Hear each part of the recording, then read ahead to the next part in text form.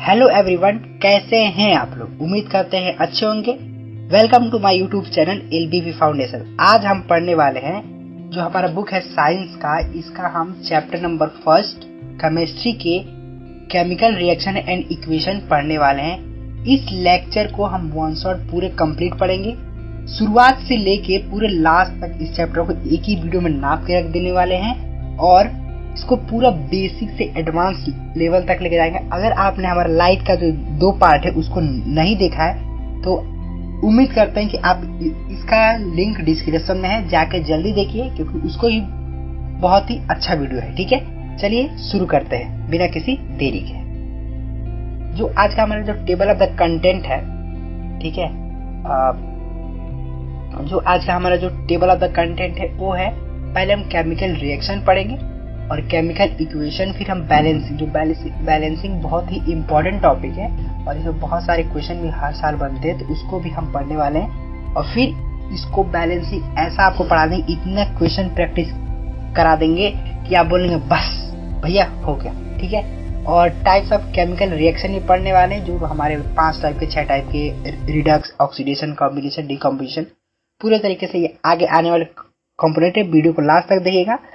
अच्छा लगे तो लाइक शेयर सब्सक्राइब जरूर कीजिए। ठीक है, चलिए शुरू करते हैं। जो हमारा जो पहला टॉपिक है वो है केमिकल रिएक्शन। ठीक है, केमिकल रिएक्शन की हम शुरुआत करने वाले हैं। बेसिक से पूरे एडवांस तक जाएंगे, कहीं भी कुछ भी डाउट नहीं बचेगा, पूरा डाउट तक क्लियर कर देंगे। पहली बात है केमिकल रिएक्शन। केमिकल रिएक्शन क्या होता है? वह रिएक्शन विच फॉर्म, जिसमें नया सब्सटेंस बनता है एंड न्यू प्रॉपर्टीज बनती है, उसी को हम लोग केमिकल रिएक्शन करते हैं। द ट्रांसफॉर्म, ये अलग सा इंग्लिश लिखा है, लेकिन डिफिनेशन में हम लोग अगर इतना ही याद करते हैं हमारा काम हो जाएगा। The transformation of the chemical substance into the new chemical substance by a making of the breaking down so the between different atoms is known as a chemical reaction. इसका मतलब है इतनी भारी भरकम इंग्लिश का कि कोई भी रिएक्शन, अगर कोई भी रिएक्शन जिसमें नया सब्सटेंस बने, किसी की नई प्रॉपर्टी बने, उसको हम लोग केमिकल रिएक्शन बोलते हैं। जैसे आप मान लीजिए आप Mg का मतलब मैग्नीशियम। आप जानते होंगे कि Mg का मतलब मैग्नीशियम। अगर मैग्नीशियम को ऑक्सीजन के साथ रिएक्ट कराएंगे तो क्योंकि मैग्नीशियम एक मेटल है, जब ये ऑक्सीजन के साथ रिएक्ट करेगा तो मेटल ऑक्साइड बनाएगा, अर्थात मैग्नीशियम ऑक्साइड बनाएगा, जो यहाँ पे रिएक्शन में जाहिर सी बात लिखा गया है। ठीक है, केमिकल रिएक्शन दो फैक्टर होते हैं जिनको हम डिनोट करते हैं that the chemical reaction has a take place change state. Chemical, अगर कोई आप केमिकल रिएक्शन कर रहे हैं, जैसे आप मान लीजिए कोई आप एक केमिकल दूसरे केमिकल को मिला के कुछ बना रहे हैं, तो इसमें होता क्या है कि चेंज ऑफ कलर होता है। इस सब्सटेंस का कलर चेंज होगा और इसमें से हो सकता है कभी गैस निकले कभी ना निकले। एब्जॉर्बेशन, कभी आपको हीट की जरूरत पड़ सकती है। जैसे हम होता है ना क्विकली CaCO3 कैल्शियम कार्बोनेट, जब उसको हीट करते हैं ना, हीट करते हैं तो ये बनाता है CaCO प्लस CO2।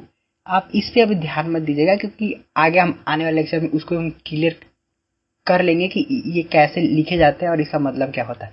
ठीक है, एब्जॉर्बेशन ऑफ हीट, और एब्जॉर्बेशन ऑफ हीट होता है कभी कभी, इसमें एवोल्यूशन कभी कभी इसमें गैस भी निकलता है, और एवोल्यूशन ऑफ लाइट, कभी लाइट की भी जरूरत पड़ती है। ये जो करते हैं ना, वो हम 2 टाइप से चेंज करते हैं केमिकल रिएक्शन में। एक होता है फिजिकल चेंज, एक होता है केमिकल चेंज। ये थोड़ा सा टॉपिक हल्का फुल्का है, बहुत ही ईजी है, बच्चों ने इसको क्लास 9 में अपने पढ़ा होगा। पहली बात कर लेते हैं हम लोग फिजिकल चेंज होता क्या है। ठीक है, एक फिजिकल चेंज इज चेंज, एक ऐसा चेंज जिसमें फिजिकल प्रॉपर्टी, जैसे आपने कोई चीज ले लिया, ठीक है, आप कोई ऐसा वस्तु ले लीजिए, थिंग्स ले लीजिए जिसका फिजिकल प्रॉपर्टी या कोई मैटर हो, such as the shape, size, colour, जिसका आप शेप चेंज कर सकते हैं, साइज के चेंज कर सकते हैं, कलर चेंज कर सकते हैं, इसका स्टेट तक चेंज करते हैं without any change of chemical composition. मतलब यह है कि आप एक रबड़ ले लीजिए, रबड़ तो आपके घर में होगा, रबड़ को ले लीजिएगा और उसको स्ट्रेच कीजिए, तो जब स्ट्रेच करेंगे तो इसका शेप चेंज हुआ, हाँ हुआ। साइज चेंज हुआ क्या? हाँ भाई हुआ, साइज तो बिल्कुल चेंज हुआ। कलर चेंज हुआ तो कलर तो चेंज नहीं होगा, लेकिन आप अगर बोले तो आटा को जब पानी में डालेंगे तो व्हाइट से थोड़ा सा पीला टाइप का होता है, तो यहाँ मतलब यहाँ पे कलर भी चेंज होता है, शेप साइज तो सब अलग ही, स्टेट तक वहाँ चेंज हो जाता है। कैसा वहाँ पे भूरा भूरा सा रहता है, और फिर ये एकदम पत्थर जैसा टाइट तो नहीं होता, लेकिन उस टाइप का बन जाता है विदाउट एनी का केमिकल, और इसमें बिना किसी केमिकल पर यूज नहीं करना। जैसे हम ब्रेकिंग ऑफ एग, आप अंडा तो जानते होंगे, अगर उसको आप तोड़ेंगे ना तो इसके अंदर का मालवा बाहर चला आएगा और बाहर जो बच जाएगा, तो यानी यहाँ पे इसका शेप चेंज हुआ, साइज चेंज हुआ, इसका कलर तक चेंज हो गया, बाहर का नहीं अंदर तो चेंज हो गया विदाउट एनी, बिना किसी केमिकल के। अगर आप जब घर में पापड़ उपड़ बनता है तो उसको यूज करके इसका उसको निकालते हैं, ये जान जाएंगे। और अगर ये तो आप डिफरेंस वैसे ही जानते होंगे कि मेल्टिंग ऑफ आइस, अगर कहीं आइस पड़ा हुआ है, अगर ये इसको छोड़ देंगे तो ये कुछ समय बाद ही ऑटोमेटिक एक किस्म में बदल जाए, ऑटोमेटिक ये वाटर में कन्वर्ट हो जाएगा, और उस वाटर को हम फिर से हम आइस में भी बदल सकते हैं, ये तो पता होगा, ठीक है। तो यानी इससे समझ आ रहा है कि फिजिकल चेंज क्या होता है, फिजिकल चेंज रिवर्सिबल होता है, यानी दोनों तरफ उसको हम कर सकते हैं, ठीक है। जो हमारा इसकी जो अगले वाली स्लाइड है, इसमें हम, सॉरी लगता है कुछ मिस्टेक हो गया,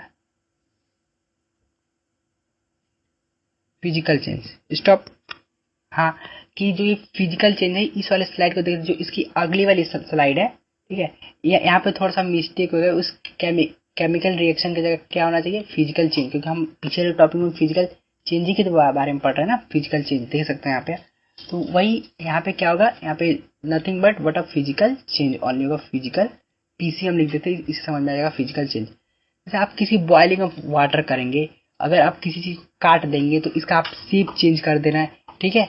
और अगर आप कटिंग ऑफ बाल कर देंगे, अगर आप बाल काटेंगे तो आखिर में बढ़ी जाएगा ना, ये नाखून काटते थे, तो यहाँ पे देखेंगे कि फिजिकल इसकी प्रॉपर्टी क्या होती है, अब इस पे ध्यान दीजिए। Physical change are reversible, reversible होता है, या ऐसा भी हो सकता है ये इरिवर्सिबल हो, यानी इसको आसानी से हम रिवर्सिबल कर सकते हैं। जैसे अगर किसी आप रबड़ लेते हैं, अगर आप इसको स्ट्रेच करेंगे ना, स्ट्रेच जब इसको फैलाएंगे तो ये हो सकता है इतना बड़ा हो जाए, लेकिन जब आप इसको छोड़ेंगे तो ये वापस में ऐसा हो जाएगा, तो यानी ये क्या है कि रिवर्सिबल है।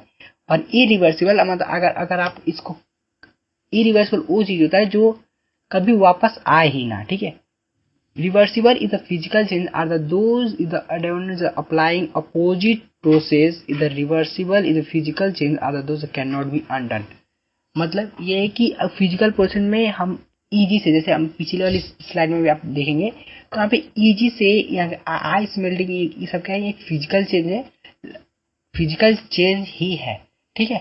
और यहाँ पे बॉइलिंग ऑफ वाटर, अगर आप किसी पानी को बॉइल करेंगे तो अगर इसके आप ऊपर एक प्लेट रख देगा ट्रांसपेरेंट है कोई भी, तो इस पानी को, ये पानी वेपर बन के उड़ नहीं जाएगा, जबकि अगर आप इसको कहीं स्टोर कर लेंगे तो वापस ही वाटर में ही कन्वर्ट हो जाएगा वेपर के बाद भी। तो ये भी हमारा क्या होगा, ये हमारे भी एक फिजिकल चेंज हो गया है। अब हम जो हमारी नेक्स्ट वाली स्लाइड है वो है, हम इसके बारे में वहाँ पे केमिकल चेंज के बारे में पढ़ने वाले हैं, ठीक है। अब यहाँ पे बात करेंगे केमिकल चेंज वैसे होता क्या है, देख लीजिए डेस्कटॉप पे लिखा, अगर थोड़ा सा धुंधला दिखता हो तो अब आप अपनी वीडियो की क्वालिटी थोड़ा सा बढ़ा सकते हैं। Chemical change in the matters involve the change in the chemical composition in the substance, इसका सब्सटेंस चेंज होता है, ठीक है भाई समझ गए।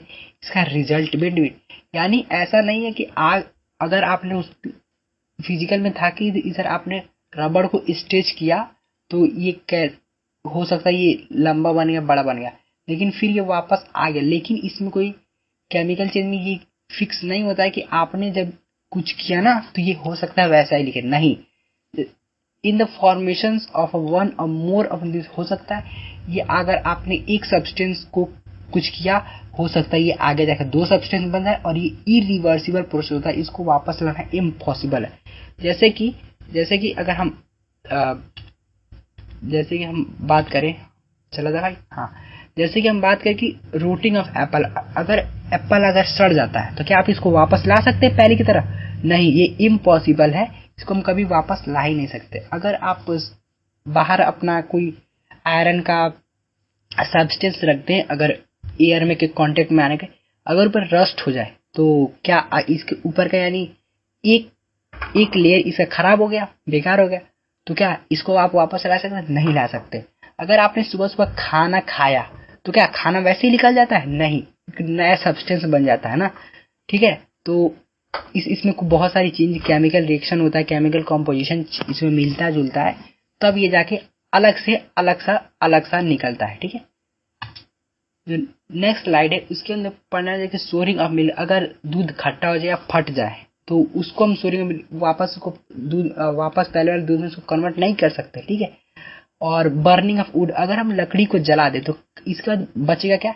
इसके बाद भाई इसका राख बच जाएगा। ठीक है, तो आप राख को क्या पहले की तरह लकड़ी बना देंगे? नहीं, इम्पॉसिबल। अगर आप जैसे अंडे को फ्राई कर दें, ठीक है, अब बताइए आप इसको क्या करेंगे कि ये पहले की तरह अंडा का लिक्विड बन जाए? ठीक है, जब अंडा फोड़ते हैं ये इम्पॉसिबल है ना। तो बस यही होता है हमारा केमिकल चेंज। अगर प्रॉपर्टी की बात करें तो केमिकल चेंज टाइपली इरिवर्सिबल होता है, इसको लाना इम्पॉसिबल है भाई साहब, बस इतना समझ जाइए। अपने आसपास के डेली लाइफ से कनेक्ट करेंगे, इसको रटने की कोई जरूरत नहीं है, ऑटोमेटिकली याद हो जाते हैं। ठीक है, meanings it is not possible to get a original substance. Yes, this line is very important. इसको हम कभी ओरिजिनल सब्सटेंस में इसको लाना नॉट पॉसिबल, कभी ये पॉसिबल है ही नहीं।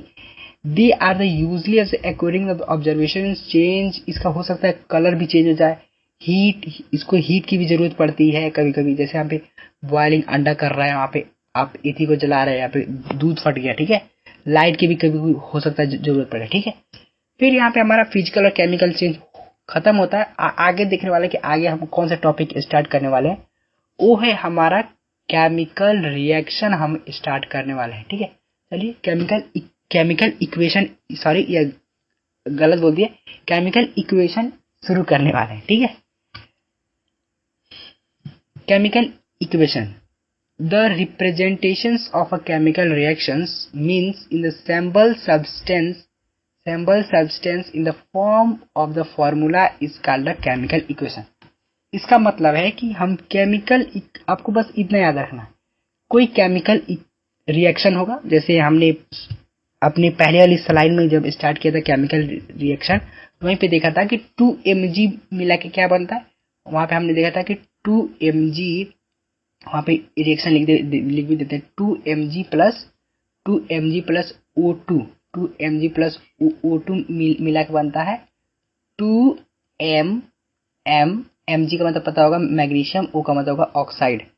2mg प्लस O2 मिला के बनता है क्या? Magnesium oxide. जो इसको मैग्नीशियम कितना बड़ा सा नाम है, MANGELESE। ठीक है, ऑक्सीजन का कितना बड़ा नाम है, OXYGEN, ऑक्सीजन। ठीक है, तो उसका बड़ा नाम हो रहा है, तो इसको हम केमिकल इक्वेशन की मदद से हम इसको छोटा कर पा रहे हैं। Mg की मदद से हम पूरा मैग्नीशियम को एक्सेस कर पा रहे हैं, O की मदद से हम पूरा ऑक्सीजन को ही बोल पा रहे हैं। ठीक है, तो यानी इसका जाहिर सी बात यह है कि chemical equation is nothing but a representation of a chemical reaction. Yes, बहुत इंपॉर्टेंट है कि केमिकल इक्वेशन कुछ है नहीं, इसको बस केमिकल इक्वेशन कुछ है नहीं, बस केमिकल रिएक्शन कहीं हो रहा होगा, तो उसी को रिप्रेजेंट करने के लिए, जैसे रिप्रेजेंट क्या करना है सिंबल से, जैसे वहां पे हमने H2 लिखा है तो H2 का मतलब हो गया हाइड्रोजन। ठीक है, H2 का मतलब हो गया हाइड्रोजन, यहाँ पे हाइड्रोजन को हम डायरेक्ट एक्सेस कर पा रहे हैं। O का मतलब हो गया ऑक्सीजन। ठीक है, substance is a form of a formula, और इसको फॉर्मूला, जैसे इसका एक हम बोले तो हाइड्रोजन की फॉर्मूला हो गया, ऑक्सीजन की फॉर्मूला हो गया। ठीक है, तो यही है, और आप इसी की मदद से आप पूरे हाइड्रोजन और ऑक्सीजन को भी एक्सेस कर पा रहे हैं। ठीक है, जिसके मदद से 2mg, तो यानी इसका मतलब है बस रिप्रेजेंट, केमिकल इक्वेशन का मतलब ये हुआ कि केमिकल रिएक्शन को रिप्रेजेंट करना ही केमिकल इक्वेशन कहलाता है। इंग्लिश में देखेंगे the it is nothing but a representation of a chemical reaction is known as a chemical equation like a symbol, formula. Symbol के लिए यूज करते हैं, फॉर्मूला, कंपाउंड, एलिमेंट, इसके लिए यूज करते हैं, तो बस इसी को हम लोग केमिकल रिएक्शन बोलते हैं। ठीक है,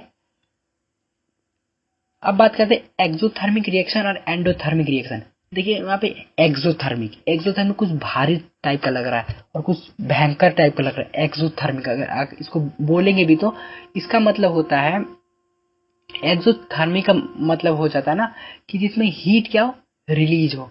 अगर आप कोई रिएक्शन कर रहे हो, ठीक है, अगर आप कोई रिएक्शन कर रहे हो और वहां जाके कुछ रिएक्टेंट बना प्लस कुछ प्रोडक्ट भी निकले और यहाँ पे हीट भी निकल रही है, वहाँ पे कुछ हीट भी निकल रही है ना, तो उसको हम लोग क्या बोलेंगे, ये एक कैसा रिएक्शन है, ये एक्सोथर्मिक रिएक्शन है। रिप्रेजेंटेशन के लिए जैसे यहाँ पे देख सकते हैं रिएक्टेंट बराबर प्रोडक्ट, इतना तो पता होगा कि अगर वहाँ पे हम लिख देते हैं LHS LHS LHS LHS LHS और इधर होता है RHS LHS और इसको बोलते हैं RHS LHS और RHS। अगर हम बात करें पिछले, अगर हम स्लाइड में जाते हैं ना, हाँ, तो ये जो है हमारा, इसको हम लोग बोलते हैं LHS। यहीं पे आपको समझा देते हैं, ये हमारा लेफ्ट हैंड साइड और इसको बोलते हैं हम लोग RHS। इसको हम लोग क्या बोलते हैं, इसको हम लोग बोलते हैं राइट हैंड साइड, लेकिन हम इसको केवल अपनी भाषा में बोलते हैं, लेकिन इसको हम केमिस्ट्री की भाषा से इसको हम लोग दूसरा नाम बोलते हैं। उसको हम लोग क्या बोलते हैं, उसको हम लोग बोलते हैं, इसको बोलते हैं रिएक्टेंट। क्या बोलते हैं, इसको बोलते हैं रिएक्टेंट। रिएक्टेंट का मतलब होता है कि इस साइड वाला रिएक्ट क्या कर रहा है, हाइड्रोजन और ऑक्सीजन रिएक्ट करके क्या बना रहा है, हाइड्रोजन और ऑक्सीजन रिएक्ट करके बना रहा है 2H2O। तो यानी ये 2H2O हमारा क्या होगा, इस साइड को बोलते हैं हम लोग प्रोडक्ट। याद रखिए, बहुत ही इंपॉर्टेंट है, ठीक है। यानी हमारा रिएक्टेंट यहाँ लिखा भी है स्पेलिंग कि इसको हम लेफ्ट हैंड साइड बोलते हैं और प्रोडक्ट को दिस साइड जो एरो के उस साइड है, राइट हैंड साइड है, उसको आप जाहिर सी बात है उसको हम लोग प्रोडक्ट बोलते हैं और जो लेफ्ट हैंड साइड है उसको हम रिएक्टेंट बोलते हैं, ठीक है।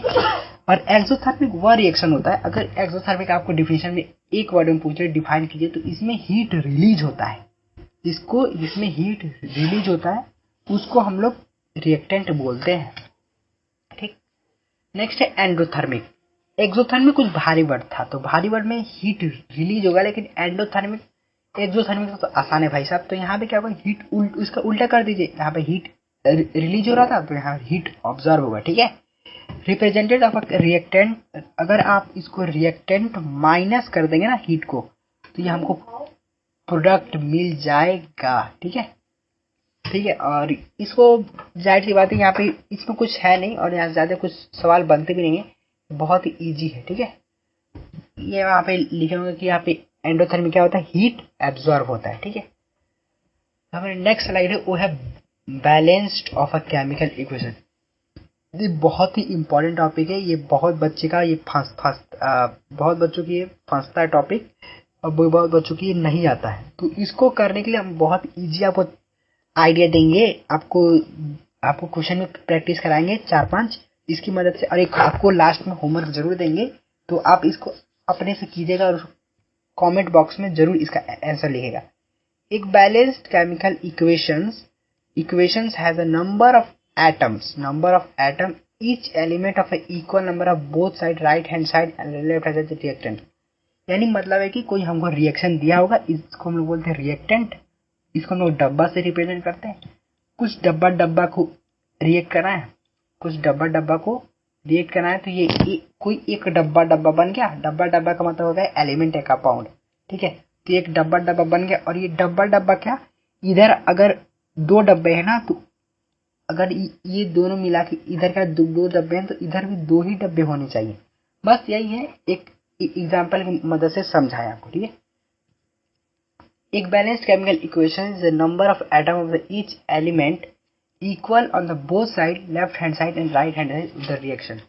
अगर हम नोट के हिसाब से देखें, according to law of conservation of mass, अगर आप क्लास 9th में इसको आप बहुत ही चैप्टर नंबर 2 में पढ़े होंगे, ठीक है, कि law of conservation of mass क्या होता है। Mass can be neither be create not be destroyed during of chemical reactions, to be obvious is a law the total mass of element present is the reactant or must be equal side of total mass of the element is present product। मतलब ये है कि अगर आप इधर 2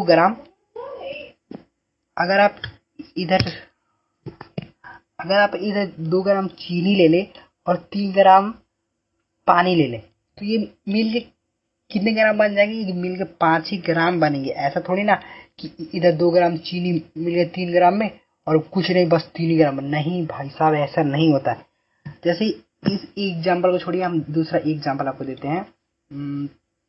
जैसे कि यानी इसका मतलब यह है कि बैलेंस करें का मतलब दोनों साइड बराबर हो चाहिए, left hand side and right hand equal number of atom at element compound जो भी हो बराबर होना चाहिए। जैसे आप इधर आप कोई समझिए आप मार्केट गए, मार्केट इधर 5 किलो आलू ले लिए, 5 केजी क्या ले लिए, आलू ले लिया, ठीक है, एग्जाम्पल के तहत समझा रहे हैं। 5 किलो आपने आलू ले लिया और 5 किलो आपने प्याज ले लिया, ठीक है, और आपने दोनों को रिएक्ट करा दिया। रिएक्ट का मतलब हो गया कि आप दोनों को एक ही मिला दिए, तो कितना किलो प्रोडक्ट बना अपना, प्रोडक्ट बना अपना 10 किलो। बस ऐसा थोड़ी ना कि इधर 5 किलो 5 किलो मिलकर 5 किलो, नहीं, ऐसा नहीं होता है। तो यानी यही इस लाइन का मतलब है कि total mass of element is present in reactant, जितना रिएक्टेंट होगा वो बराबर होता है टोटल मास ऑफ प्रोडक्ट के, ठीक है। तो नेक्स्ट स्लाइड है वो है बैलेंस्ड केमिकल इक्वेशन। यहाँ पे अब हम पता करेंगे इसको बैलेंस्ड कैसे करेंगे। हाँ देखिए, बैलेंस करना बहुत ही इजी है। एक बार यहाँ पे जो इंग्लिश में लिखा उसको देख लेते हैं कि balance is the following is the chemical equations is the adjacent of the coefficients front of the each compound make a sure number of atom of each element of both side of, मतलब ये कि LHS और RHS दोनों बराबर होने चाहिए, ठीक है। इसका आइडिया दे दे रहे हैं कि इसका बहुत ही इजी तरीका है। पहले आप किसी मेटल को बैलेंस कीजिए, फिर मेटल, इसके बाद आप नॉन मेटल को बैलेंस कीजिए, इसके बाद आप हाइड्रोजन या ऑक्सीजन को बैलेंस कीजिए। लेकिन हम यहाँ पे जो हमारा पहला है ना, पहला, इसमें हम देखेंगे कि इस यहाँ पे पहले में देखेंगे कि अगर इसको हमको बैलेंस करना है तो उसको बैलेंस कैसे करेंगे। अगर दिमाग लगाएंगे तो यहाँ पे 2 है, कभी भी आप ऐसा नहीं है कि अगर 2 यहाँ तो यहाँ पे मल्टीप्लाई कर दें, नहीं, ये हमेशा ये गलत है। कभी भी ये जो 2 होगा ना अगर बैलेंस करने के लिए यहाँ पे करेंगे, ठीक है। और अगर आपने यहाँ पे ऑक्सीजन अगर आपने ऑक्सीजन को यहाँ पे लिया है कि हाँ हम ऑक्सीजन को क्या करेंगे, बैलेंस करेंगे, तो आपने पहले देखा ऑक्सीजन को, हमने बोला कि लास्ट में हाइड्रोजन को बैलेंस किया जाए, पहले हाइड्रोजन को बैलेंस करने की कोई जरूरत नहीं है, ठीक है। देखिए हमने लिया पहले हाइड्रोजन नहीं लिया तो बचा क्या, ऑक्सीजन। ऑक्सीजन कितना होना चाहिए, लेफ्ट हैंड साइड बचा 2, तो राइट हैंड साइड हमको करना पड़ेगा 2, तो 2 से मल्टीप्लाई करेंगे तो यहाँ पे देखेंगे हाइड्रोजन कितना है 2 और इस साइड कितना है 2। लेकिन जब 2 हाइड्रोजन और इससे मल्टीप्लाई होगा तो ये हाइड्रोजन इस साइड कितने हो गए, हाइड्रोजन हो गए हमारे 4। कितने होगा भाई साहब, हाइड्रोजन हो गए 4। तो यानी इधर कितने बचे हैं 2, तो अगर 2 से 2 मल्टीप्लाई कर दो तो यानी हो जाएंगे 4, ठीक है। अगर 2 से 2 मल्टीप्लाई कर देंगे तो इस साइड भी हो जाएंगे 4। इसको थोड़ा सा अच्छे से लिख देते हैं हम। अगर 2 से 2 मल्टीप्लाई हो जाएगा इस साइड भी तो ये हो जाएगा 2, ठीक है। अगर 2 हाइड्रोजन अगर मल्टीप्लाई करेंगे यानी इसका आंसर ये आया कि इधर 2 हाइड्रोजन से मल्टीप्लाई करने और उधर 2 थोड़ा सा ईडी लिख कर दे, अच्छा दिखे ये, ठीक है। कि इधर 2 हाइड्रोजन मल्टीप्लाई करो, यहाँ पे किसी चीज से मल्टीप्लाई करने की जरूरत नहीं है क्योंकि ऑक्सीजन स्टेबल है। और 2 आप इसको आप चेक भी कर सकते हैं कि इधर कितना हाइड्रोजन 4, इधर कितना हाइड्रोजन, इधर भी 4, और ऑक्सीजन कितना, जब 2 इससे भी मल्टीप्लाई होगा ना तो ये भी हो जाएंगे 2, और यहाँ पे ऑलरेडी 2 है, बस हो गया। ये देखिए अब यहाँ पे हमने आपको बोला था पहले मेटल को बैलेंस करना है, फिर नॉन मेटल को, फिर ये देखो पहले आप देखेंगे तो इधर फेरस, एफी मत होता फेरस जो आयरन का शॉर्ट फॉर्म है, फेरस हम देखेंगे यहाँ फेरस तो बैलेंस है, यानी फेरस को करना नहीं है। अब देखेंगे एसएन कितना है, एसएन कितना है भाई साहब, तो एसएन यहाँ पे 3 है। लेकिन यहाँ पे देखेंगे अगर आपको 2 दिया है तो अगर आप 2 से मल्टीप्लाई करते हैं तो इधर कितना हो जाता है, अगर आप इधर 2 से मल्टीप्लाई करते हैं तो ये हो जाएगा 4, लेकिन इधर तो नहीं होगा, इधर तो 3 है, हमको तो यानी दोनों तरफ स्टेबल करना है। तो आप सोचेंगे फिर सोचेंगे तो आपको पता चलेगा क्यों ना आप 2 से एक और नंबर बढ़ाइए। अगर हम इधर 3 से कर दें तो कितना होगा, आपने सोचा था 2 से करने को, 2 से तो हुआ नहीं। अब एक थोड़ा सा नंबर बढ़ाइए, देखिए क्या होता है। आप एक नंबर बढ़ाएंगे तो 2 के बाद क्या आता है 3, तो अगर आप 3 से सल्फर में मल्टीप्लाई करेंगे तो कितना हो जाएगा, ये मिल के हो जाएंगे सल्फर कितना अपना 6, एस कितना बनाएगा 6, 3 इंटू 2 इक्वल टू 6। लेकिन इधर देखें तो सल्फर होगा 3, तो आप इधर अगर 2 से मल्टीप्लाई कर देंगे तो क्या हो जाएगा, सल्फर भी तो 6 हो जाएगा।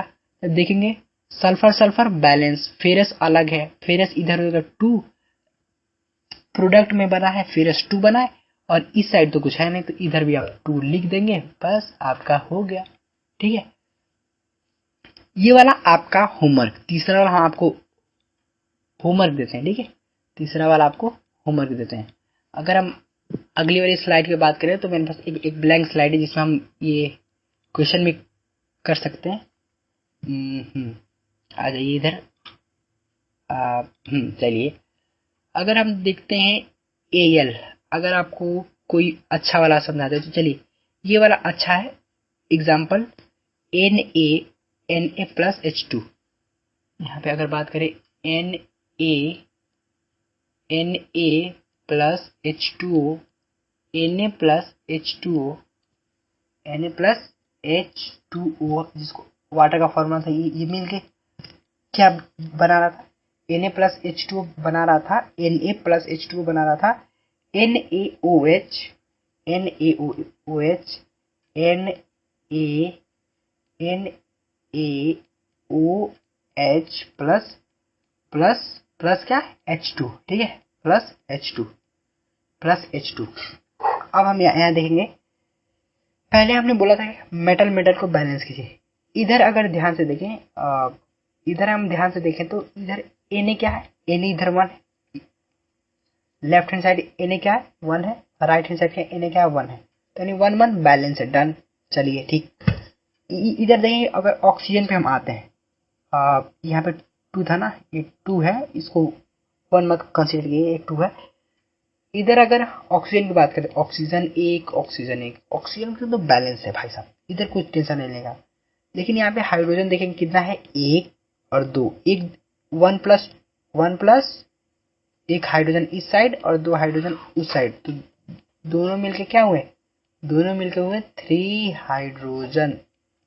बोलिए समझे क्या?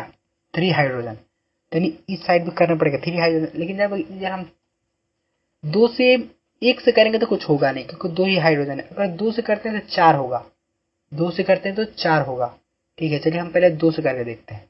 2 से किए, चलो भाई साहब 2 से कर दिए। जब 2 से किए, इधर देखेंगे यहाँ पे 2 है और इधर कितना 4 है, तो क्या बैलेंस है?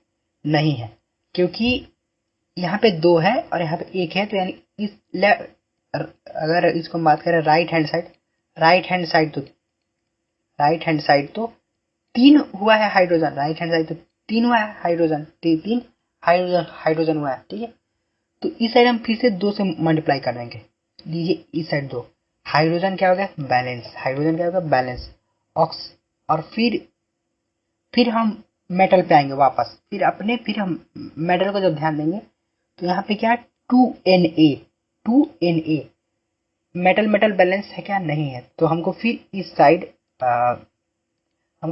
साइड 2 से मल्टीप्लाई करना पड़ेगा। ठीक है, तो 2Na बैलेंस ठीक है। फिर ऑक्सीजन को हम ध्यान से देखेंगे तो ऑक्सीजन कितना, यहाँ पे एक ऑक्सीजन है, लेकिन जब 2 से मल्टीप्लाई होगा तो 1 into 2 equal to 1 into 2 equal to 2।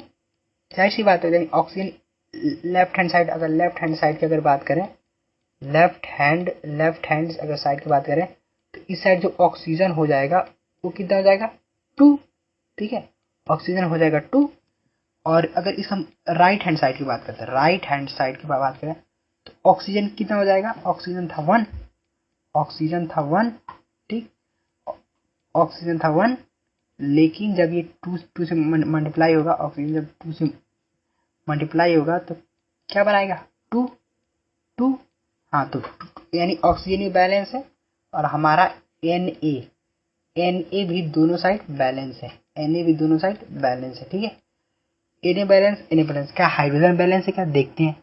2 से अगर यहाँ पे हाइड्रोजन मल्टीप्लाई होगा तो 2 इंटू 1 यानी हाइड्रोजन हो गया, क्या बनेगा?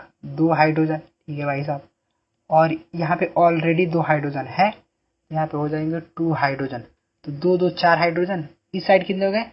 इस साइड हो जाएगा 4 हाइड्रोजन, राइट हैंड साइड हो गए 4 हाइड्रोजन।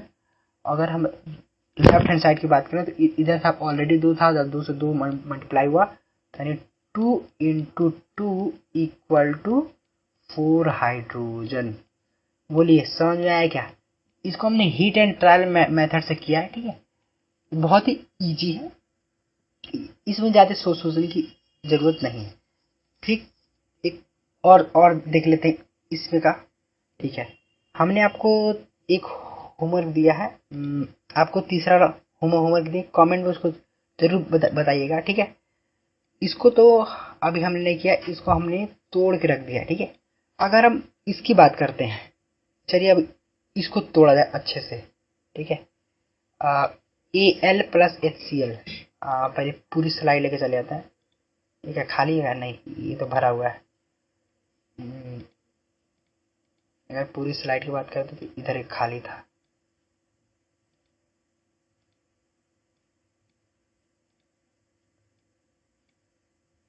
ये ऊपर नहीं जा रहा है। हाँ चलिए, बट एनीवे ये तो लास्ट में तो चला ही आएगा। है क्या इक्वेशन है हमारा? कौन सा स्लाइड था? ये वाला स्लाइड था ना। हाँ, ये था कि Al प्लस HCl मिल के बनाता है Al प्लस HCl। यहाँ पे लिख लेते अच्छे से, पेन गलत रॉन्ग चॉइस हो गया। Al plus HCl, Al plus HCl, Al plus HCl मिलके क्या बना रहा है? Al प्लस HCl मिलके बना रहा है हमारा, Al प्लस HCl मिलके बना रहा है AlCl3 plus H2। AlCl3 plus H2 मिला लेते हैं, एक बार और क्रॉस चेक कर लेते हैं।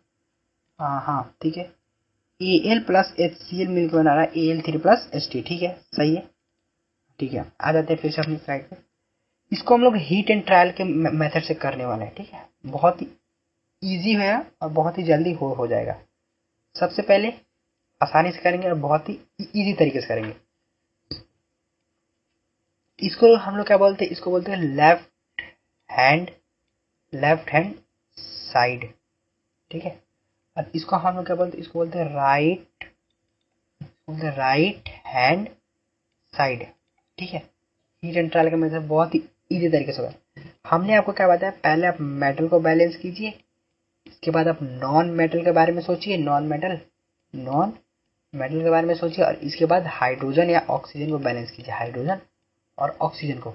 यानी आपको पहले आपको मेटल करना है, फिर नॉन मेटल करना है, फिर आपको ऑक्सीजन करना है, फिर हाइड्रोजन, लास्ट में हाइड्रोजन करना है। पहले क्या करना है? आपको मेटल करना है।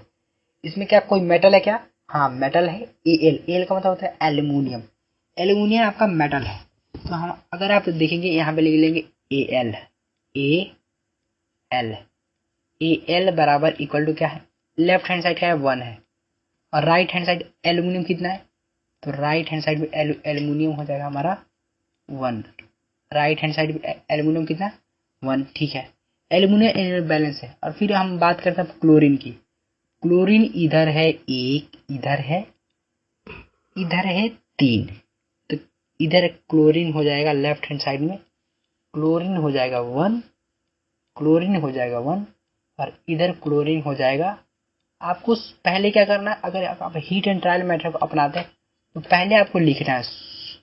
आप अगर फर्स्ट टाइम अगर कर रहे हो तो हीट एंड ट्रायल के मेथड से कीजिएगा। अगर आपको 3-4 बार आप कर लेते हैं, ऑटोमेटिक आपको प्रैक्टिस हो जाएगा कि कहाँ पे क्या करना है।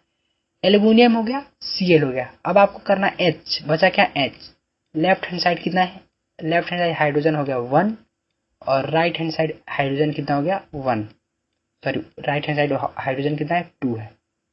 अब आप इसको थोड़ा सा गौर से देखिए, एल्यूमिनियम बैलेंस है, ठीक है। हाइड्रोजन और क्लोरीन ये दोनों बैलेंस नहीं है, तो आपको उन दोनों का बैलेंस करना है। तो बैलेंस करेंगे कैसे भैया? तो देखो मेरे दोस्त, इसको बहुत ही इजी तरीका है बैलेंस करने का। एल्यूमिनियम है, हाँ जी है। अगर आप इस क्लोरीन को, इधर 3 है, क्लोरीन क्या है? इधर 3 है, तो अगर आप इधर 3 से मल्टीप्लाई कर देते हैं, तो कितना हो जाएगा? आपका क्लोरीन हो जाएगा Cl3। फिर क्लोरीन क्लोरीन बैलेंस हो गया, कोई डाउट क्या? कोई डाउट क्या? लेकिन जब आप 3 यहाँ पे लिखेंगे तो ये 3 हाइड्रोजन से भी मल्टीप्लाई होगा, यानी 3 हाइड्रोजन से भी मल्टीप्लाई होगा। तो हाइड्रोजन कितना बना लेगा मेरे दोस्त? तो हाइड्रोजन बना लेगा 3, ठीक है। लेकिन जब इस साइड, तो ये फिर हाइड्रोजन हो गया, एक तो ऑड नंबर हो गया और एक तो इवन नंबर हो गया, ठीक। तो इसीलिए आप ऐसा चुनिए कि आपको दोनों साइड सेम से मिल रहा है। तो अगर हम ध्यान से देखें तो अगर हम इस साइड 3 से मल्टीप्लाई कर देते हैं, 3 से हमने किया है, अगर इसे 2 से करते हैं 2, तो फिर हमारा क्लोरीन बैलेंस रहेगा। अगर इसे हम इस साइड 4 से बैलेंस करते हैं 4, चलिए अगर इसे 4 से करते हैं, इसको अब इरेज कर लेते हैं, ठीक है। अगर हम इस साइड 4 से करते हैं, ये बीच वाली लाइनें हट गई सीधे डायरेक्ट, ठीक है।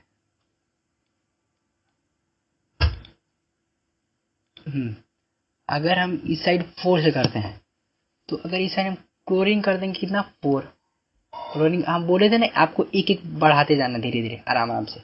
एल्युमिनियम कितना इधर 3, ठीक है, इधर 4, तो फिर एल्युमिनियम हो जाएगा अनबैलेंस, 4 3 तो चलेगा नहीं, यानी 4 भी नहीं चलेगा यहाँ पे, ठीक है। तो 4 नहीं चलेगा, तब क्या चलेगा भैया? तो बता रहे हैं हमको ऐसे क्रॉस चेक करते चलना है, कभी ना कभी तो मिलेगा ही आंसर। फिर आपको देखना है वहां पे क्लोरीन 3 नहीं हुआ, हाइड्रोजन कितने इधर 2 है। तो अगर हाइड्रोजन से अगर चक्कर छुड़ाना है तो 2 2, अगर वहां पे 2 कर लेते हैं तो क्लोरीन जो का 2, तो अगर 3 6, अगर यहाँ पे 6 से अगर मल्टीप्लाई कर देते हैं हम 6, तब देखते हैं क्या हाल है। अगर चलिए इस साइड हम 6 कर दिया, हमने 6 ये कर दिया, 6 ये कर दिया, तो क्लोरीन कितने मिल जाएगा? क्लोरीन हो गया 6, ठीक है, क्लोरीन हो गया 6, हाइड्रोजन कितना होगा? हाइड्रोजन का 6, ठीक। अब क्या? अब लेफ्ट हैंड से तो क्लोरीन क्लोरीन बैलेंस, लेकिन फिर इधर अगर आप 2 से मल्टीप्लाई कर दें 2, ठीक है, अगर आप इसे 2 से मल्टीप्लाई कर दें इस क्लोरीन में, तो अगर आप यहाँ पे 2 से मल्टीप्लाई कर देंगे तो फिर एल में भी हो जाएगा 2, तो मिलके ये क्या बनाएगा? ये बना लेगा आपका 2, ठीक, 2 2 डन डन। क्लोरीन क्लोरीन में अगर 2 से मल्टीप्लाई होगा तो 3 2 जा 6, ये तो पता होगा, इतना तो पता होगा। फिर हाइड्रोजन का देंगे, हाइड्रोजन इधर 6 इधर 2, तो फिर इधर 3 से मल्टीप्लाई करते हैं हाइड्रोजन को, हाइड्रोजन से हो जाएगा 3, ये हो जाएगा 6। क्या बैलेंस हुआ? इसको पेन से कर देते हैं,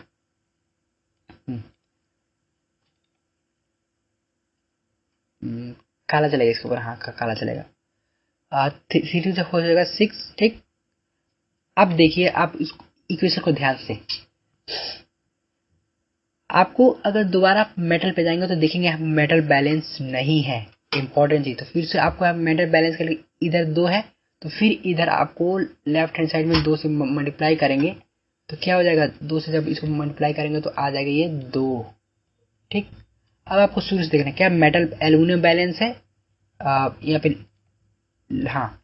अब आपको देखना है क्या एल्यूमिनियम बैलेंस है, एल्यूमिनियम हमारा ये हो गया, तो क्या एल्यूमिनियम बैलेंस है? हाँ एल्यूमिनियम लेफ्ट हैंड साइड में 2 है, राइट हैंड साइड भी 2 है, तो एल्यूमिनियम बैलेंस है, ठीक। फिर आपको देखना क्लोरीन, क्या क्लोरीन बैलेंस है? आप क्या आपका क्लोरीन बैलेंस है? तो हाँ आपका क्लोरीन बैलेंस है, क्योंकि इधर 6 है और इधर कितना, इधर भी हमारा 6 आ रहा है, तो यानी क्लोरीन भी बैलेंस है, ठीक है। हाइड्रोजन बैलेंस है क्या? हाइड्रोजन से हमें 6 × 1 = 6, और इधर हाइड्रोजन यहाँ पे हमको 3 से मल्टीप्लाई करना चाहिए था, यहाँ मल्टीप्लाई तो नीचे कर दिए लेकिन इक्वेशन में हमने नहीं लिखा, लिख देते हैं 3 से मल्टीप्लाई करेंगे तो यहाँ पे हो जाएगा, ठीक है। अगर आपको नहीं दिखता हो तो हम दूसरे पेन से लिख देते हैं, ठीक है। अगर आप इधर भी अगर 3 से मल्टीप्लाई करेंगे तो हाइड्रोजन कितना हो जाएगा? 6 हो जाएगा, ठीक है। बैलेंसिंग भाई साहब बहुत ही मेहनत वाला काम है, इसमें थोड़ा सा दिमाग लगता है, तो आप इसको अगर 2-3 बार प्रैक्टिस कर लेंगे ना तो आप इसमें एक्सपर्ट बन जाएंगे, ठीक। चलिए अब हम अपनी अब नेक्स्ट स्लाइड पे चलते हैं, ठीक है। फिर एल आपका 2 हम होमवर्क दे रहे हैं, इसको दोनों होमवर्क का कमेंट में आंसर जरूर दीजिएगा, ठीक है, ठीक। चलिए अगली वाली स्लाइड आ जाए, इसका ये आंसर आ, तो हमने आपको जो होमवर्क दिया था उसको अभी खत्म कर देते हैं।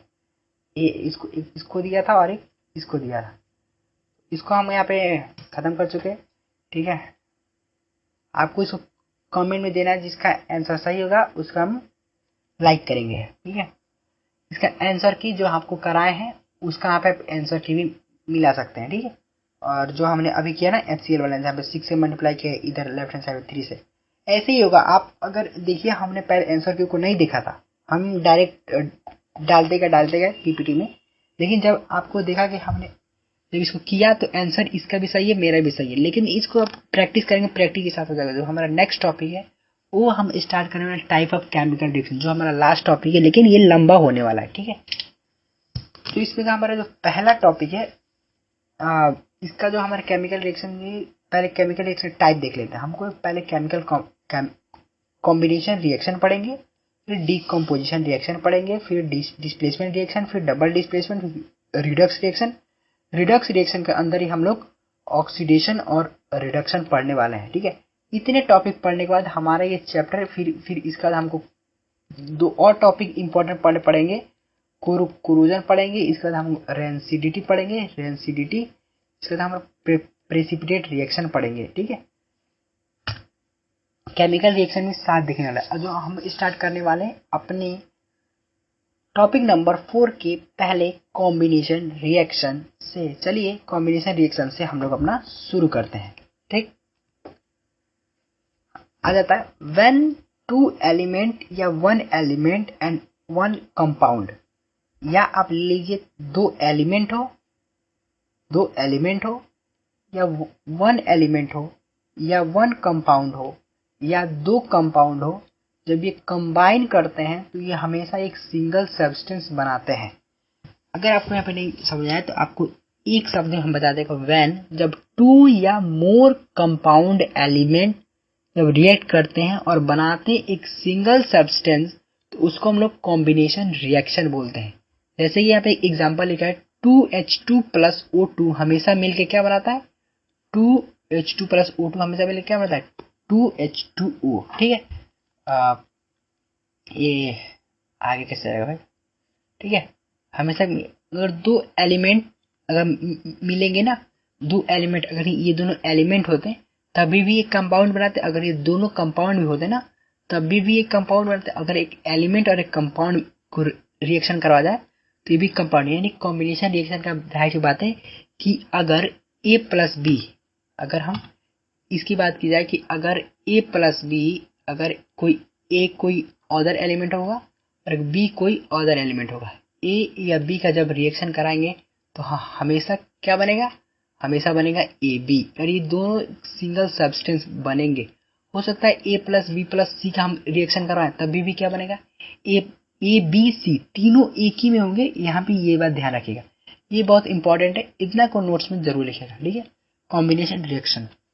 नेक्स्ट जो स्टार्ट होने वाला है वो होने वाला है टॉपिक नंबर 4 का दूसरा, जिसका नाम है डीकम्पोजिशन रिएक्शन। डीकम्पोजिशन रिएक्शन बहुत ही ईजी है, इसमें ज़्यादा दिमाग लगाना ही नहीं है।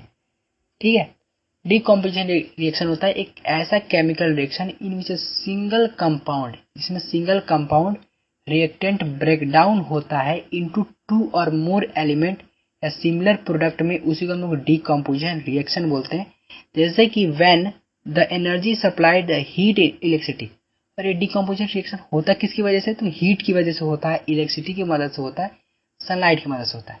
जैसे हमने कॉम्बिनेशन में देखा था कि A प्लस बी को हमेशा मिलाएंगे तो क्या बनेगा, A भी बनेगा, लेकिन ऐसा इसमें डिस्प्लेसमेंट डीकम्पोजिशन रिएक्शन में उसका उल्टा है। डीकम्पोजिशन रिएक्शन उल्टा क्यों है, तो उल्टा इसलिए कि हमेशा अगर आप सिंगल प्रोडक्ट लेंगे और उसका आप रिएक्शन कराएंगे तो हम ये हमेशा टूट जाएंगे 2 और 2 एलिमेंट में। जैसे अब यहाँ पे अगर इसका हम डिफिनेशन की बात करें तो डिफिनेशन का मतलब ये निकलता है कि एक ऐसा रिएक्शन जिसमें 2 कंपाउंड, 2 कंपाउंड या एक सिंगल कंपाउंड जब रिएक्ट कराएंगे सनलाइट, हीट या इलेक्ट्रिसिटी से देंगे तो ये हमेशा एक क्या बनाएंगे, ये हमेशा दो या दो से ज्यादा एलिमेंट में ब्रेक डाउन होंगे, इतना तो आपको पता होगा। अगर समझ में आया तो यहाँ पे लाइक जरूर कीजिएगा, ठीक है। नेक्स्ट कि ये डिकम्पोजिशन रिएक्शन वैसे होता किसकी वजह से, हमने आपको वहां पे बताया था कि ये हीट की मदद से होता है, इलेक्ट्रिसिटी की मदद से होता है और सनलाइट की मदद से होता है। हीट किसकी वजह से होता है, थर्मोलाइसिस या थर्मल डिकम्पोजिशन। जो हीट की मदद से होता है उसको हम लोग, हीट की मदद से डिकम्पोजिशन रिएक्शन को हम बोलते हैं थर्मोलाइसिस या थर्मल डिकम्पोजिशन। जो इलेक्ट्रिसिटी की मदद से होता है उसको इलेक्ट्रोलाइसिस या इलेक्ट्रोलाइटिक डिकम्पोजिशन। जो सनलाइट की मदद से होता है उसको हम लोग फोटोलाइटिक या फोटो डिकम्पोजिशन रिएक्शन, ठीक है। इसका अगर हम इति में देखें, अगर फॉर एग्जांपल की वजह से हम ले लेते हैं एक कैल्शियम कार्बोनेट जिसको हम CO3 की दर्शाते हैं। हमने आपको इसको शुरू में भी करा के दिखाए थे। जब इसको डिकम्पोज कराएंगे, जब इसको हीट देंगे ना, ये बनाएगा क्या, प्रोड्यूस करेगा calcium oxide plus oxygen carbon dioxide, जैसे CO3। ये हमारा क्या होगा, ये हमारा हो गया रिएक्टेंट। क्या हो गया भाई साहब, ये हमारा हो गया रिएक्टेंट जिसको हम लोग LHS से दर्शाते हैं, ठीक है। और ये हमारा हो गया क्या, ये हमारा हो गया क्या हो गया, ये हमारा होगा राइट हैंड साइड, जिसको प्रोडक्ट बोलते हैं, बोलने का, चुप नहीं रहने का, ठीक। इसको जब हीट की मदद से देंगे, पहले हीट वाला हम देख रहे हैं, तो ये CO जो इसको क्विकलिन बोलते हैं, और ये COO ये लाइमस्टोन क्या होता है, लाइमस्टोन का मतलब चूना। घर में अगर पेंट वेंट कभी मराया होगा तो आप देखेंगे चूना मराता है पहले, ठीक है। तो यही हमारा चूना है लाइमस्टोन, जिसको CO3 बोलते हैं। क्विकलिन क्या होता है, CaO प्लस CO2, ठीक। इसका जो दूसरा है वो है इलेक्ट्रिसिटी की मदद से हम इसको तोड़ रहे हैं। तो अगर आप वाटर में 2H2O में अगर आप इलेक्ट्रिसिटी जब प्रोवाइड करेंगे, या आप अगर इस पर ध्यान मत दीजिए कि ये 2 है क्या, ये 2 आ कहाँ से गया। इसको हम तोड़ने के बाद जब इसको बैलेंस करते हैं ना, तो ये लगाना पड़ता है, क्योंकि हमको अपना लॉ ऑफ कंजर्वेशन का भी तो टॉपिक का ध्यान रखना है। तो इसीलिए यहाँ पे डिकम्पोजिशन रिएक्शन में ऐसा होता है। इलेक्ट्रोलाइसिस इज द मोल्टेज। पहला तो ये है कि अगर दो हाइड्रोजन में अगर बिजली देंगे, तो बिजली देकर जब इसको तोड़ेंगे, डिकम्पोजिशन या ब्रेकडाउन जब होगा, तो टूटेगा 2H2O प्लस O2 में, ठीक है। अगर आप इसको बोलते इलेक्ट्रोलाइसिस डिकम्पोजिशन रिएक्शन। ऐसे भी एल्यूमिनियम ऑक्सीड मतलब 2LO प्लस 2 प्लस O3 में भी जब इलेक्ट्रिसिटी देंगे तो ये टूटेगा 4Al प्लस 3O2 में, गैस में, ठीक है। और यहाँ पे अगर फोटोकेमिकल रिएक्शन की बात है, फोटोकेमिकल आपको पता होगा लाइट, ऐसा रिएक्शन जैसा broth change broth by the light, यहाँ पे लाइट में भी अंडरलाइन हुआ है, light energy is called the photochemical reactions.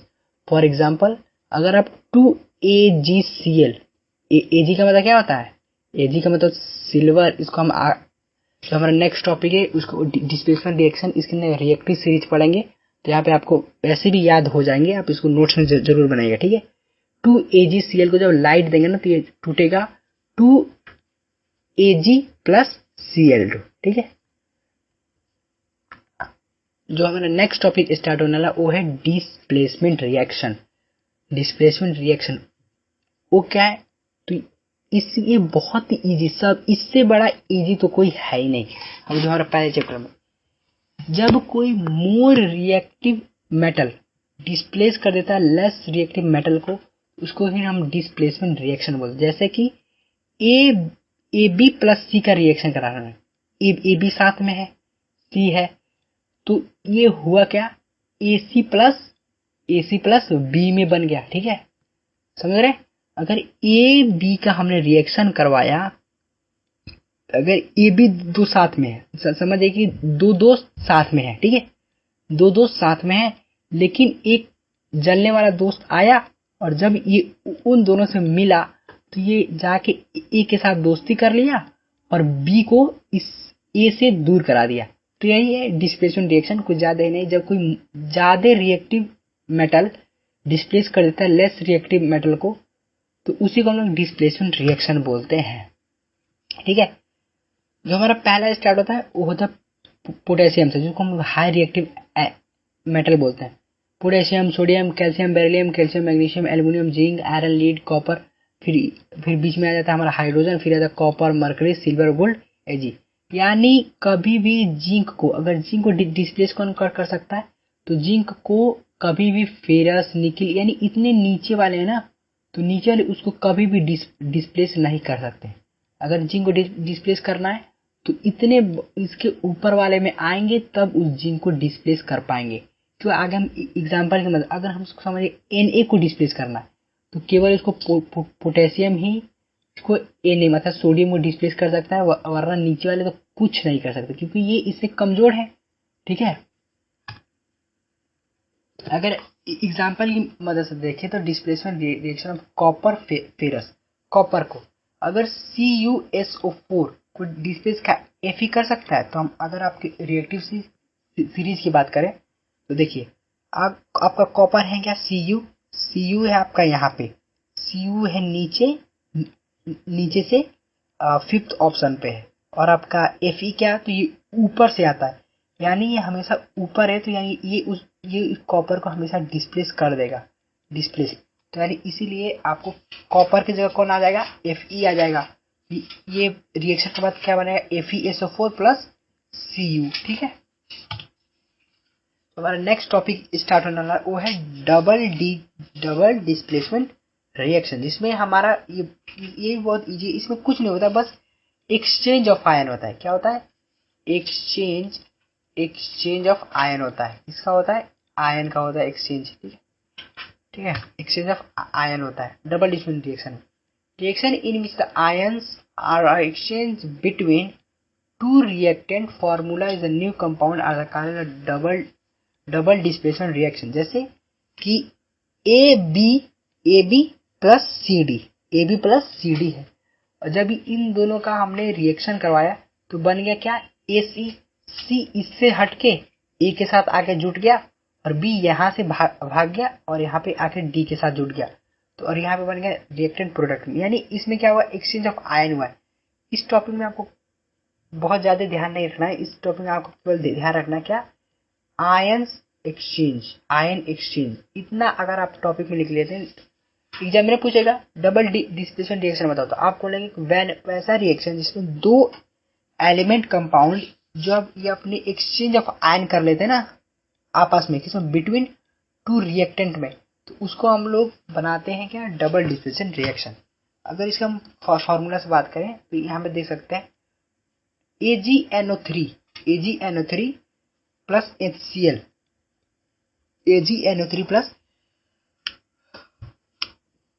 HCl का जब रिएक्शन कराएंगे तो ये यहाँ से Cl हटेगा, इसके साथ से Cl हट के आ जाएगा, इसके साथ जुड़ जाएगा Ag के साथ, तो क्या बनाएगा AgCl, और यहाँ से Na हटके उस NO3 यहाँ से हटके NO3 ऐसा नाइट्रेट चला जाएगा सोडियम के साथ, तो ये बनाएगा सोडियम नाइट्रेट। यानी सिल्वर नाइट्रेट का रिएक्शन कराएंगे जब सोडियम क्लोराइड के साथ, तो ये हमेशा बनाएगा क्या, सिल्वर क्लोराइड, जो व्हाइट कलर का प्रेसिपिटेट होता है, उसको आप प्रेसिपिटेट रिएक्शन में भी एग्जांपल में लिख सकते हैं, तो सोडियम नाइट्रेट के साथ बनाएगा। ठीक है, अगर एक और एग्जांपल का हम देखें, अगर BaSO4 प्लस SO4 अगर इसमें एक्सचेंज ऑफ आयन, क्योंकि इसके ऊपर हमने आयन तो यही होते हैं ना, जो इसके ऊपर है माइनस चार्ज और एक के पास है प्लस चार्ज, जब ये दोनों आके मिलेंगे तो माइनस और प्लस के साथ हो जाएगा, तो हो जाएगा न्यूट्रल, और न्यूट्रल होंगे तो दोनों हो जाएंगे दोस्ती, और जब दोस्ती हो जाएंगे तो बना देंगे BaSO4, बहुत ही इजी तरीके से। ठीक, नेक्स्ट है रिडक्स रिएक्शन, एक ऐसा chemical reactant where oxidation and reduction both take place simultaneous are known as the redox reaction. यानी ऑक्सीडेशन या रिडक्शन अगर दोनों साइमल्टेनियस हो, साइमल्टेनियस का मतलब है एक ही साथ हो, तो उसी को हम रिडक्स रिएक्शन बोलते हैं। यानी एक ऐसा रिएक्शन जिसमें ऑक्सीडेशन एंड रिडक्शन एक ही साथ हो, तो उसको हम लोग रिडक्स रिएक्शन बोल रहे हैं। आप लोग बोल रहे हैं कि भैया ये ऑक्सीडेशन या रिडक्शन होने क्या है, तो ये अगले वाले ही हमारे ये थी में है, मेरी अगली स्लाइड में एक एग्जांपल की मदद से हम देखेंगे कि ZnO प्लस C को जब रिएक्ट कराएंगे तो ये बनाएगा ओ यहाँ से हट के चला जाएगा CO के साथ, ऐसा कार्बन मोनोऑक्साइड बनाएगा, जिंक प्लस कार्बन मोनोऑक्साइड। यहाँ पे एक और भी दिया है, इसी का बताएगा कि क्या ऑक्सीडेशन है और क्या ये थी, ठीक है। ऑक्सीडेशन, हाँ हमारा टॉपिक आएगा ऑक्सीडेशन। यहाँ पे ऑक्सीडेशन हमको समझ आ जाएगा कि गेनिंग ऑफ ऑक्सीजन, ऑक्सीजन का क्या हो, गेन हो, और रिमूवल ऑफ हाइड्रोजन, यानी हाइड्रोजन का क्या हो, रिमूवल हो, या metallic element of the compound, इसको हम लोग ऑक्सीडेशन। जैसे यहाँ पे देखिए CuO है, CuO है, अगर ये इस साइड राइट हैंड साइड जाके क्या बना रहा है, Cu बना रहा है, यानी O क्या हो रहा है, O डिस्प्लेस हो रहा है, तो यानी रिमूवल ऑफ क्या हो रहा है, ऑक्सीजन में, यानी ऑक्सीजन से हट रहा है, तो यानी क्या हो जाएगा, ये हो जाएगा रिडक्शन। आपको तो रिडक्शन होना पढ़ाया नहीं है, लेकिन बट एनीवे अगर इस आप टॉपिक की मदद से आप रिडक्शन पढ़ सकते हैं कि H2 लेफ्ट हैंड साइड का H2 है, जब इसको राइट हैंड साइड ले जाएंगे तो H2 में क्या आ रहा है, O2 आके जुड़ रहा है, एडिशन अब क्या हो रहा है, ऑक्सीजन हो रहा है, तो यानी ऑक्सीडेशन हुआ ना, क्योंकि यहाँ पे लिखा है ना गेनिंग ऑफ ऑक्सीजन या एडिशन ऑफ ऑक्सीजन, उसको हम ऑक्सीडेशन बोलते हैं। यानी ऑक्सीजन का मतलब, ऑक्सीडेशन का मतलब हुआ कि एडिशन हो, क्या हो, एडिशन हो, एडिशन, एडिशन क्या हो, एडिशन ऑक्सीजन का, ठीक, और रिमूवल हो, REMOVAL,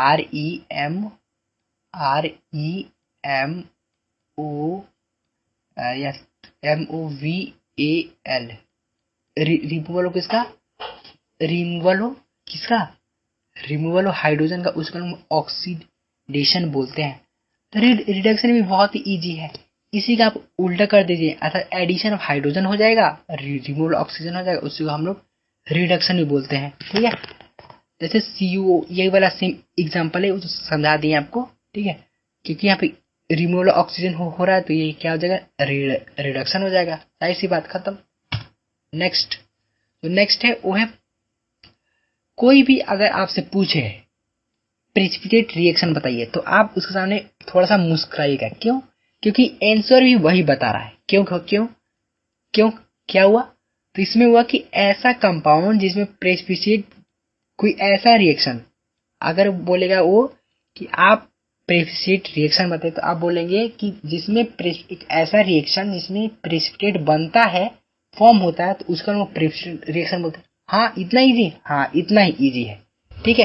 जैसे BaCl2 प्लस CuSO4 जो हमको शुरू में भी दिखाया था ये फॉर्मूला, तो ये बनाता है हमेशा जो व्हाइट कलर का PPT बनाता है ना, तो ये PPT वाला डबल डिकम्पोजिशन वाला भी सारा एग्जाम्पल भी आप यहाँ लिख सकते हैं, क्योंकि दोनों सेम ही होते हैं, दोनों में हमारा PPT जरूर बनता है, ठीक है। तो प्रेसिपिटेट रिएक्शन आसानी से बन जाते हैं। तो नेक्स्ट स्लाइड है, उसमें हम पढ़ने वाले एक्सोथर्मिक रिएक्शन, इसमें जिसमें हीट, इसको हम लोग शुरुआती में पढ़ चुके हैं, जिसमें एनर्जी इज कॉल्ड एक्सोथर्मिक, जिसमें हीट क्या होता है, रिलीज होता है, और दिस मोस्ट ये ज्यादातर डिकम्पोजिशन रिएक्शन में आता है, जो हम एक्सोथर्मिक रिएक्शन होता है। और एंडोथर्मिक रिएक्शन जिसमें क्या होता है, हीट को ऑब्जर्व किया जाता है, मोस्ट ऑफ द कॉम्बिनेशन, ये कॉम्बिनेशन रिएक्शन में आता है, जो एंडोथर्मिक रिएक्शन होता है, ठीक है। नेक्स्ट हमारा दो टॉपिक बचा है, वो बचा है कोरोजन और rancidity, corrosion, rusting, rancidity. Metal, when the metal is agreed oxygen या वाटर, ये gases present in the change surface of the is called the corrosion. जब आप मेटल को बाहर सरफेस में छोड़ देते हैं, जब आप बाहर ही इसको छोड़ देते हैं, तो ये मेटल जो होता है वो ऑक्सीजन के कांटेक्ट में आने से अपने ऊपर एक कोरोजन बना लेता है, ठीक है, और ये रस्ट होने लगता है, उसी को हम लोग कोरोजन बोलते हैं। या हो सकती है ऑक्सीजन की मदद से हो, या पानी पड़ गया हो इसकी मदद से, तो उसको लोग कोरोजन बोलते हैं, ठीक है। और अब बात करते हैं रस्टिंग। रस्टिंग मतलब होता है रस्ट कर जाता है, व्हेन जब आयरन या मेटल जब ऑक्सीजन के कांटेक्ट में आने से मॉइस्चर बना लेता है, रस्ट करने लगता है, तो उसको हम रस्टिंग बोलते हैं। और ये रस्टिंग का फॉर्मूला बहुत ज्यादा इंपॉर्टेंट है, क्योंकि MCQ में, ये बोर्ड में बार बार पूछा गया है। एग्जामिनर को अगर गुस्सा आता है तो ये वाला पूछ लेता है, क्योंकि बच्चों को जल्दी याद नहीं होता। 2Fe2O3 into XH2O, ठीक है, ये इसका फॉर्मूला होता है, ठीक है, इसको याद कर लेगा रस्टिंग का, ठीक है। अब बात करें हम रेंसिडिटी। रेंसिडिटी वैसे है क्या, ऑयल या फैट एसिड जब इसको ऑक्सीडाइज होता है, expose in air, so a change in taste या स्मेल, तो उसको हम रेंसिडिटी बोलते हैं।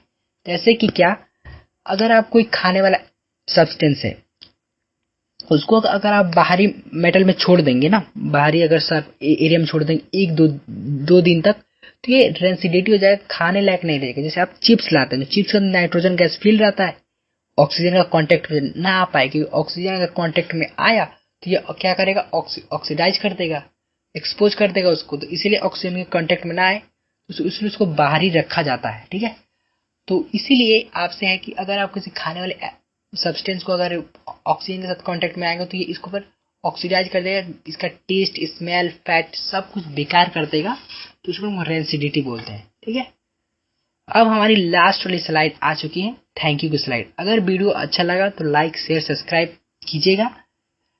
ये नोट्स आपको अवेलेबल हो जाएंगे हमारे टेलीग्राम चैनल एलबीपी फाउंडेशन पे, वहां पे आप इसको एक्सेस कर सकते हैं। अगर आपने ये लेक्चर नहीं देखा कि 95 प्लस कैसे स्कोर किया जाता है, तो यहाँ पे आपको आ रहा होगा वीडियो का लिंक। ठीक है, वरना आप डिस्क्रिप्शन में भी जाकर देख सकते हैं। लाइट जो हमारा पार्ट फर्स्ट और पार्ट 2 में जिसको हम कंप्लीट किए हैं 2024 से 2025 के लिए, जो क्लास 10 के बच्चे हैं उनके लिए हमारा ऑलरेडी पूरा कंप्लीट फ्री में यूट्यूब पे चल रहा है सीरीज, आप उसको चाहे तो ज्वाइन कर सकते हैं। Thank you.